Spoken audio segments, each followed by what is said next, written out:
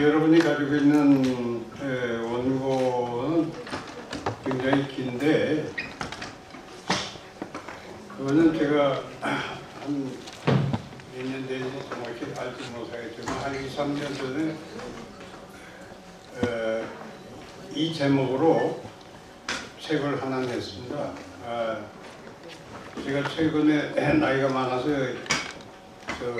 이빨이 빠져가지고 최근에 틀니를 했는데 그 틀니 때문에 발음이 잘 안 돼서 노력을 하겠습니다만 정확히 얘기해도 노력하겠습니다만 여러분들이 들어주시면 고맙겠고 그 공업성과 하나님 나라 그 책의 거의 결론도 가서 이제 8장이 바로 여러분들이 가지고 계신 원고입니다.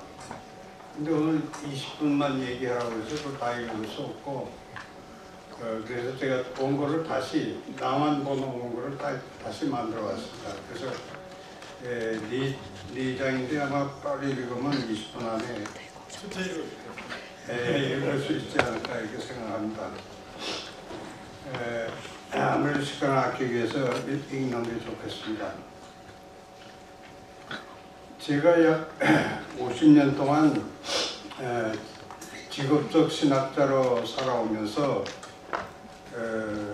제 나이가 지금 76인데 한 50년 동안 신학을 하면서 이제 밥을 먹고 살기 때문에 직업적 신학자로 산다고 하는데 거기서 얻은 내 결론은 신학적 결론이면서 또 인생의 결론인데 예수라는 사람이 의도했고 또 복음이라는 이름으로 선포된 핵심 내용은 바로 이 지상에서 시간 속에서 실현되어야 하는 예수는 그 하나님 나라를 지상에서 건설하려고 했다 하는 결론에 도달했습니다. 이 말을 왜 하냐면 하나님 나라는 이 지상에 실현되는 게 아니라 하늘 어딘가 실현될 수 있고 또 오늘날 경험할 수 있는 게 아니라 역사가 다 끝나고 인간이 죽어서 경험할 수 있는 것이다. 이렇게 소위 종말론적으로 설명하는데 저는 그것을 반대합니다. 하나님 나라는 이 지상에서 오늘날 이루어지는 것을 목표로 해서 예수가 시작했다. 그래서 그를 따르는 사람들은 내려과제는 이 예수의 하나님 나라를 오늘날 지상에 실천하는 것이라고 저는 생각합니다. 신구약 성서에 나타난 하나님 나라 이상들, 특히 예수 그리스도의 선포에 나타난 하나님 나라는 성서를 읽고 그리스도의 가르침을 따르는 그리스도인들뿐만 아니라 이 세상에서 인간답게 살고자 하는 모든 사람들의 꿈이고 희망이다 이렇게 생각합니다. 그래서 저는 지상의 하나님 나라 실현은 특정 종교 집단, 소위 기독교 교회만이 아니라 모든 인류 공동체가 다 지향하는 것이고 또 실현해야 할 과제다 이렇게 봅니다. 이 하나님 나라 이상은 비단 예수 그리스도 같은 얘기인데 그래서 기독교뿐만 아니라 모든 종교들 또 어떤 휴머니스트나 혹은 이상주의자들 이 세상을 좀 인간답게 살고자 하는 모든 사람들이 지향하는 꿈이다. 그래서 그 하나님의 나라라는 것은 하나님의 일이고 오푸스데이, 하나님의 사업이다, 미시오데이다 이렇게 생각합니다. 그런 의미에서 하나님 나라는 하나님의 보편적 세계 통치 내용이고 목표며 동시에 전체 인류들이 보편적으로 꿈꾸는 정의롭고 평화로운 세상이다. 그런데 이 하나님이 그리스도를 통해서 실현하고자 하는 지상의 이 하나님 나라는 이 나라의 이상과 모든 인류가 꿈꾸는 정의롭고 평화로운 세상의 이상은 기독자의 생각으로서는 소극 계몽주의 사상 이후 등장한 정치 철학적 개념이 공공성이라는 개념에서 서로 만나고 있다 이렇게 생각합니다. 사실 서구 사람들은 아까 김진업 선생님이 계속 강조했지만 여러 차례 강조하는데 기독교의 족쇄에서 벗어나려고 하는 그런 세속화랄까 계몽주의랄까 이런 것들을 통해서 대학도 자유를 얻고 모든 사람들이 자유를 얻고 민주주의를 실천한 것인데 그때는 그 기독교라고 하는 것이 잘못 생활해서 그렇게 됐지만 실제로 예수가 되었던 하나님 나라는 그런 것이 아니고 모든 인류가 꿈꾸는 정의롭고 평화로운 것을 추구하는 데서 계몽주의자들이나 또는 세속주의자들이나 심지어 무신론자들 혹은 사회주의자들까지도 지향하는 평화롭고 정의로운 나라를 실현하려고 하는 사람들에서 공동의 꿈이기 때문에 그것은 공공적 성격을 갖고 있는 것이다. 거기서 만난다.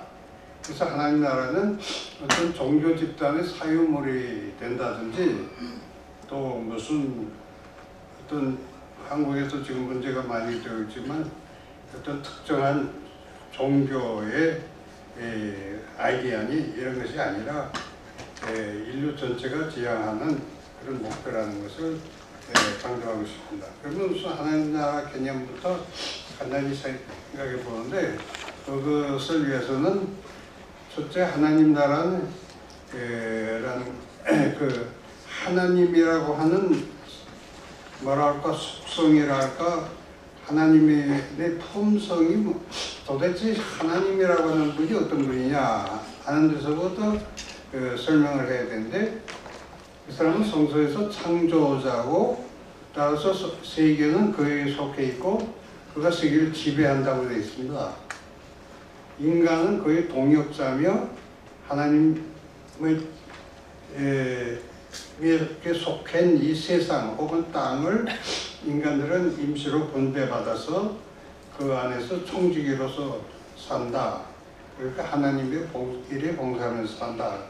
그래서 이 세상과 땅은 인간이 독점적으로 소유하거나 자기 마음대로 처리할 수 없는 공적인 성격을 띠고 있다는 겁니다.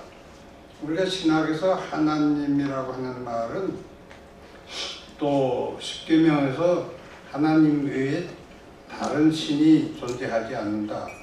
또 다른 인간도 하나님께 비교할 수 없다고 하는 것은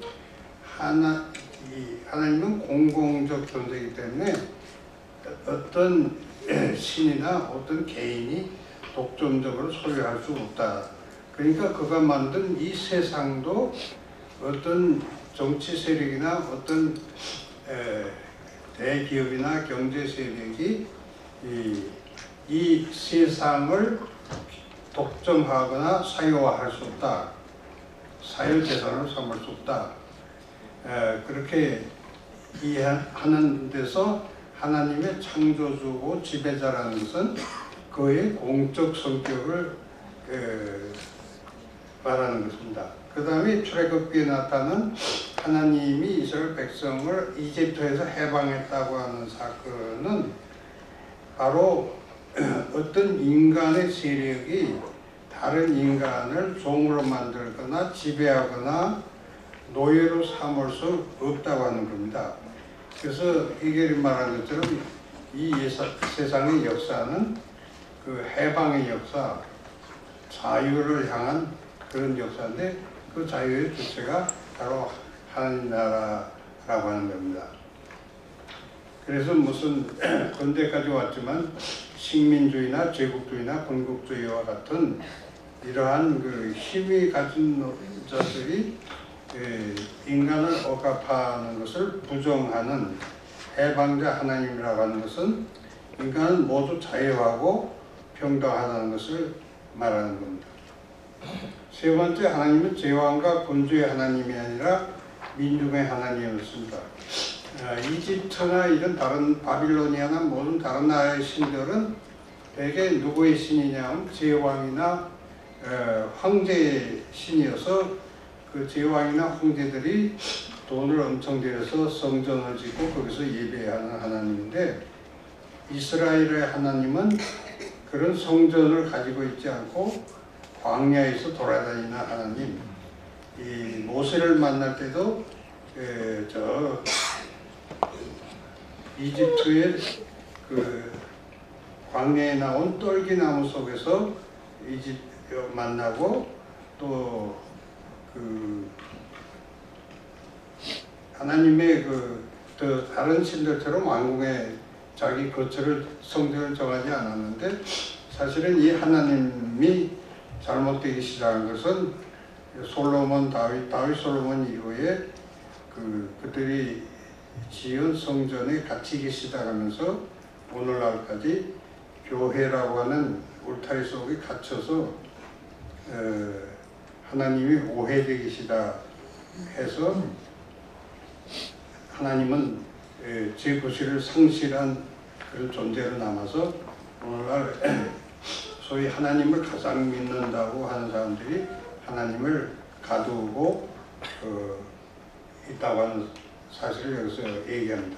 그 다음 네 번째, 예수가 하나님 나라가 가까웠다 회개하라는 그의 첫 설교는 하나님 나라가 이 땅에 이루어지게 하라는 기도문과 함께 이해되어야 하는데, 그 하나님 나라는 아까 말한 것처럼 시간을 초월해서 어디 종말이 온다든지 이 세상을 초월해서 어떤 하늘나라에서 이루어진다든지 하는 것이 아니라 바로 우리가 살고 있는 이 땅, 이 현실 속에서 이루어져야 할 그런 나라입니다. 그래서 그러면 하나님 나라가 그 원리는 어떠냐? 이거 간단히 말씀드리겠습니다. 저는 다른 성서학자들이 하나님 나라를 말할 때 거의 언급도 안 하고 지나간 것이 있는데, 마태복음 24장에 있는 하나님 나라를 가지고 여기서 간단히 그 하나님 나라가 가지고 있는 공공성을 설명하려고 합니다. 첫째는 마태복음 24장에 보면 예수의 제자들 사이에 예수가 예루살렘으로 올라가서 가니까 오해한 제자들이 예수가 권력을 잡으면 감투 싸움을 해서 한 자리 얻으려고 하는 그런 논쟁이 벌어졌을 때, 예수께서는 하나님 나라에서는 작은 자가 큰 자가 되고 섬기는 자가 큰 자가 된다 하는 얘기를 했습니다. 이것이 하나님 나라의 정치 원리입니다. 박근혜 정부니 무슨 대통령 되는 사람들이 다 국민을 위해서 섬기겠다고, 실제로는 하나님 나라 원리가 지시하는 것을 오늘날 민주사회에서도 그렇게 얘기하긴 하지만은, 사실상 이러한 하나님 나라의 통치 원리가 교회에서뿐만 아니라 세계 사회에서도 점점 민주화나 인간의 권리들이 신장되면서 교회 안에서만 섬기고 하는 것이 큰 자가 되는 것이 아니라 일반 사회나 정치 영역에서도 이 섬긴다는 원리가 지금 실현되고 있지만은, 실제로는 말만 그렇지 제대로 되고 있지 않지만은, 그러나 하나님 나라는 이런 섬기는 것, 작은 자, 봉사하는 원리가 하나님 나라의 정치 원리인데, 이것이 앞으로 이 지상에서 오랜 역사가 지속되면은 정치 현실에서도 저는 섬기는 자가 그렇게 될 거라고 생각합니다. 오늘날 세계에서도 정말 민주주의를 제대로 실천하고 있는 서구 사회에서는, 아까 교육과 관련돼서도 얘기가 좀 있었지만은, 이러한 섬기는 교육이라든지, 아까 한 박사도 얘기했지만은 남을 봉사하는 거라든지, 이런 원리들이 교육이나 정치나 모든 데 있어서 점차 실현되고 있다. 이것이 마태복음 20장에 정치 원리로서 제시되고 있다. 그 다음에 마태복음 20장에는 그 경제 원리로 제시되고 있는 것이 있습니다. 어떤 포도원 주인 얘기를 통해서 이것을 설명하는데 아침 9시, 12시, 3시, 5시 나와서 이렇게 일을 해서 하는데 하나님 나라에서는 아침 일찍 나와서 일을 제일 많이 한 사람이 임금을 많이 받는 것이 아니라 제일 마지막에 나온 사람이나 아침에 나와서 오랫동안 일한 사람이나 동일하게 임금을 받는다, 노임을 받는다 하는 겁니다. 이것은 예수가 얘기했지만 마르크스 같은 사람도 자기 능력대로 일하고 자기가 필요한 만큼 분배를 받는다. 이것이 하나님 나라의 원리라고 이렇게 생각했습니다.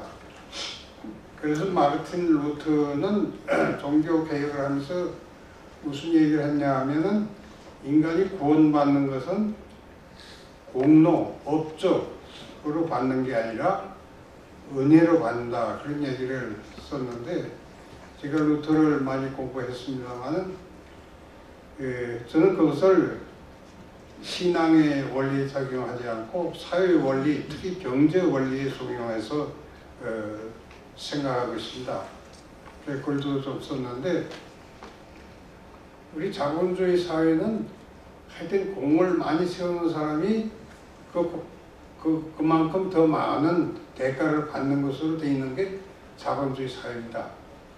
그러나 사회주의 사회나 복지 사회에서는 공을 세우는 사람을 중심으로 해서 이루어지지 않고 아까 우리 대학 교육 얘기도 계속 그 얘기 했습니다만은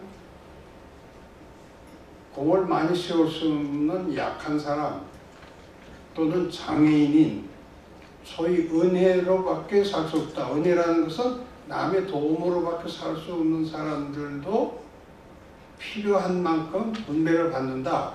같이 산다. 공동체적으로 산다. 연대적으로 산다. 하는 그 루터가 말한 은혜로 구원받는다 하는 것은 우리 사회가 오늘날 한국의 가장 악성 자본주의 체제 하에서 일어나고 있는 지독한 업적주의 또는 그 경쟁 체제에서 살아남는 사람만 살고 그렇지 못한 장애인이나 약자들은 죽어가는 그런 사회가 아니라 은혜사회, 힘 있는 사람은 자기가 세운 것을 다른 사람하고 나누는 연대하는 그런 경제 원리가 하나님 나라에서는 통합니다. 이것이 오늘날 우리 사회에서도 그것을 얘기해서 경제 민주화니 혹은 복지사회니 하는 것으로 지금 얘기하고 있는데 하나님 나라는 불가피하게 교회가 원하지 않든 원하든 우리 역사의 방향은 그런 방향으로 가고 있다. 그것은 교회가 열심히 해서 아니라 요즘은 교회가 더 반동적으로 나가서 교회가 더 은혜, 더 공로 있는 사람들을 중심으로 하는 그런 것을 중심으로 했기 때문에 결국 한국의 모든 모순, 그 10월 그 배가 파산하는 사건도 공로가 어떻게 하면 업적을 많이 남기고 돈을 많이 벌까 하는 것을 중심으로 하다 보니까 그것을 위해서 타락하고 공무원과 결탁하고 공무원에게 돈을 갖다 주고 또 이상한 방식으로 종교 행사를 해서 돈을 버는 그런 모순에서 생기는데 그런 사회, 업적 사회가 아니라 카톨릭이 말하는 공로로 구원받는 게 아니라 은총으로 구원받는 사회로 나가게 될 것이다. 그런 겁니다. 따라서 하나님 나라는 전통적 종말론적 신학이 말하듯이 다음과 같은 것들이 아니라고 하는 것으로 부정적인 정의를 한번 간단히 설명하겠습니다. 예수가 말하는 하나님 나라는 피한 적이 아니다. 저 세상에서 이루어지는 게 아니라 이게 역사가 끝나고 혹은 하늘에서 불교에서 말하는 것처럼 저 서쪽 어느 땅에서 인간이 지금 살지 않는 땅에서 이루어지는 게 아니라 우리가 사는 땅에서 이루어진다. 둘째, 하나님 나라는 종말론자, 이게 독일 신학자들의 특히 종말론 신학을 했던 사람들이 가장 실패한 것 가운데 하나가 이 하나님 나라를 역사 저 뒤로 밀어가지고 이 세상에서는 이루어지지 않는 것이다. 이런 소리를 했기 때문에 기독교 중에서 종말론이라고 하는 이상한 사람들이 기독교를 잘못 오해해서 우리나라에서도 뭐 휴거판이 뭐 이상한 그런 사람이 많이 생겼는데 그렇지 않고 하나님 나라는 이 시간 안에 이루어진다는 거예요. 시간 속에서 시간과 우리가 살고 있는 공간 속에서 이루어진다. 또 하나님 나라들은 항상 놀고 먹고 즐기는 아라비아 그 왕들이 그 즐기던 하렘 입장 여자들 또 먹고 이게 아주 즐겁게 지나는 그런 아주 즐거운 놀고 먹고 하는 그런 스타일이 오는 게 아니고 또 독일 동화에 나오는 요지경과 같은 그런 땅이 소위 슐라라플란트라고 하는 요지경과 같은 그런 것이 아니라 역사 한가운데서 우리 시간 한가운데서 우리가 살고 있는 이 땅에서 이루어져 가고 있다는 겁니다. 세 번째, 하나님 나라는 인간 없이 하나님이 혼자 다 한다. 하나님이 이루어줘야 된다 하는 그런 그 목사들이 다 이런 방식으로 설교했는데 하나님 나라는 하나님도 일하시지만 오프스테이지만 인간도 같이 일한다.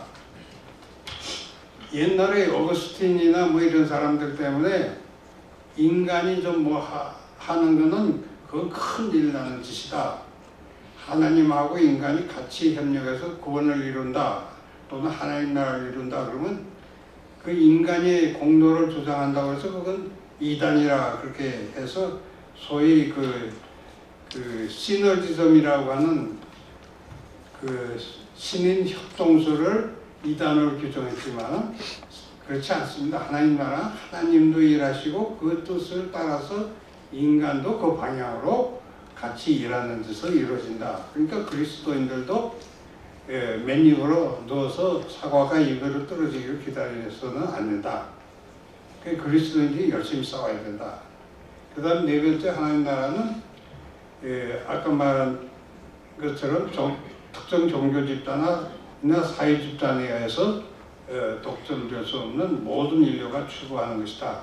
그렇기 때문에 우리가 기독교인들이 하나님 나라를 세상에 선포할 때 휴머니스트들 또는 그 공동체 사회를 주장하는 사회주의자들, 이것은 특히 골비처라고 하는 신학자들이 있는데 자본주의자는 아닙니다만 사회주의자들, 유토피안들, 시민사회단체들 뿐만 아니라 아까 동국대학에서 오신 선생님도 계셨지만 불교 신자들 또는 그 마호미 신자들 등 가운데서 이런 꿈을 가지고 있는 사람들하고 다 같이 합해서 일해야 된다. 공동 과제다. 그러나 하나님 나라는 완성된 것이지만 것이 아니고 지금 시작되었으며 완성 단계를 향해서 나아가고 있다. 바울이 말한 것처럼 이미 얻은 것은 아니지만 그리고 얻으려고 우리는 계속 달려가야 된다. 그렇습니다. 그러므로 하나님 나라는 어떤 기독교 종교의 독점물이 아니라고 하는 것을 여기서 말씀드리겠습니다. 그러면 여기서 우리가 이 공공적이라고 한 것에 대해서 오늘 공공성 얘기가 많이 나왔는데 그 공공성이라는 것을 조금 저는 설명해 보려고 합니다. 이 공공성이라는 것은 사전적인 의미에서 그것은 뭔가 공개된 것,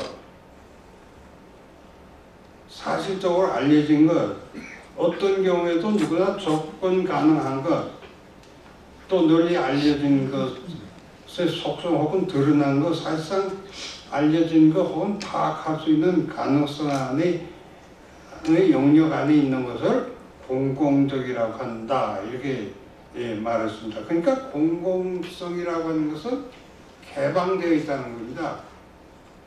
그래서 공공성을 우리가 주장하는 것은 어떤 특정한 집단이나 세력이 그것을 감추거나 장악하거나 자기 것으로 할 수 없다는 것입니다. 하나님 창조하신 것이니까 그것이 공공성입니다.